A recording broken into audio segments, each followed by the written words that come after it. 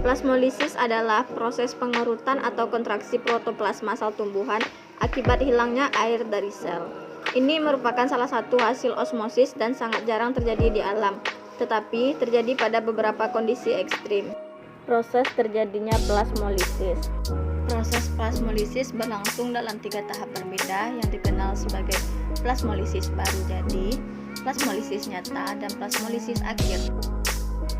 Ketiga tahap tersebut menyebabkan penyusutan total tanaman karena kekurangan air atau kehilangan air dalam jumlah besar dari sel tanaman. Plasmolisis baru jadi adalah tahap awal plasmolisis karena pada tahap ini air mulai bergerak di luar sel tanaman.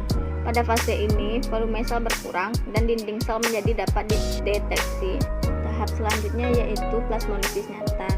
Plasmolisis nyata terjadi karena pada tahap ini membran sel tanaman mencapai batas kontraksinya dan terlepas dari dinding sel hingga mencapai bentuk bulat. Tahap terakhir plasmolisis adalah plasmolisis akhir. Karena pada tahap ini sitoplasma menjadi benar-benar bebas dari dinding sel dan tetap berada di antara sel. Deplasmolisis adalah menyatunya kembali membran plasma yang telah lepas dari dinding sel. Proses terjadinya deplasmolisis. Deplasmolisis terjadi jika sel tumbuhan diletakkan di larutan hipotonik. Sel tumbuhan akan menyerap air dan juga tekanan tugor meningkat. Dan banyaknya air yang masuk ke dalam sel akan dapat menyebabkan terjadinya deplasmolisis. Membran plasma akan mengembang sehingga akan melekat kembali pada dinding sel.